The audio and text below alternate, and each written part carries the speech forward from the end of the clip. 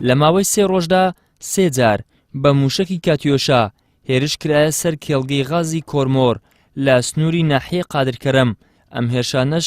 دوای 4 مانگ لە بڕیارەکەی دادگای فیدراڵی دێت کە لەبارەی نەوت و گازی هەرێمەوە دای. قانون النفط والغاز لحكومة أقليم كردستان.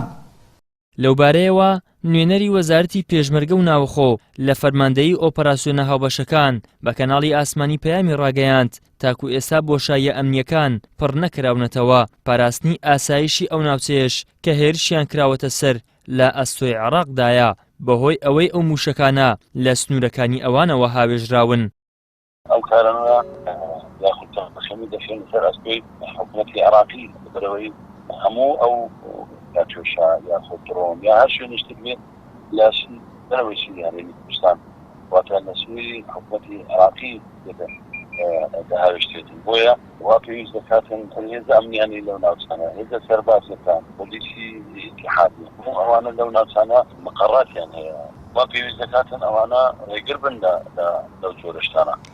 کە تا ئێستا هەموو ئەو ڕووداوانە دەرەنجامی نەبووە بۆ چارەسەرکردنەوەی کێشە حکوومەتی عێراق هەماهنگ بێت لەگەڵ سوپای پێشمەرگە بەتایبەتی ئەو هێز چەکدارانی ئەو هێز پشتیوانی کە ئێستا لەو ناوچەیان دەبێت زیاتر هەمان بکرێ و ڕێگری بکرێ ئەو جۆرە کارانە دووبارە بێتەوە. ئەندامانی پەرلەمانی کوردستانیش نایشارنەوە کە ئەگەر هەرێم و ناوەند بە گفتوگۆ و دیالۆگ نەگەن بە ڕێککەوتن بە دڵنیاییەوە دۆخی هەرێم بەرەو ئاڵۆزی زیاتر دەچێت. باشترە حکوومەتی هەرێمی کوردستان بۆ چارەسەرکردنی ئەم مەوزوعە لە ڕێگەی دیالۆگ و ینی گفتوگۆ ئەمە چارەسەر بکرێت بۆیە ئەمە چارەسەر نییە لە ڕاستیە ینی بەم شێوەیە کە باوڵین حکوومەتی هەرێمی کوردستان و پێشتری شارەتە پێدا ئەمە بە بڕیارێکی سیاسیە زانێ و حکوومەتی عێراقیش بەوەی زانێت کە لاساریە کرێ و ئەمە لە وەڵامداوە ڕوونیش نییە تا ئێستاکە ینی لایەنێک کە بە دیاریکراوی بڵێن خۆی کاتە ساحێبی ئەم تۆپانە یا با بڵێن ئەم کاتیۆشانەی کە بەرەو ئاراستی هەرێمی کوردستان دەدات. ئەو غازەشی بیریان لێ کردەوە کە هەناردەی دەرەوەی بکەن یا بەرهەم زیادکە هەر لەم حەقلەیە بۆیە غاز هەم لە ناوخوا ململانەی دروست کردووە هەم لەگەڵ عێراقا ململانەی دروست کردووە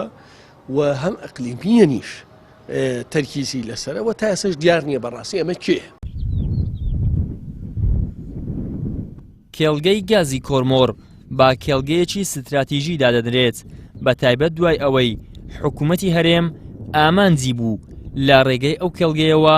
غاز بۆ ئەوروپا هەناردە بکات. کۆرمۆر لە ئێستادا 3 جۆر بەرهەمی هەیە ڕۆژانە 452 ملیۆن پێسێجا گازی سروشتی بەرهەم دەهێنێت و 22,000 بەرمیل کۆندێسەیت و 1050 تەن گازی شلی LPG بەرهەم دەهێنێت. ئیدریس محەممەد، کەناڵی ئاسمانی پەیام، هەولێر.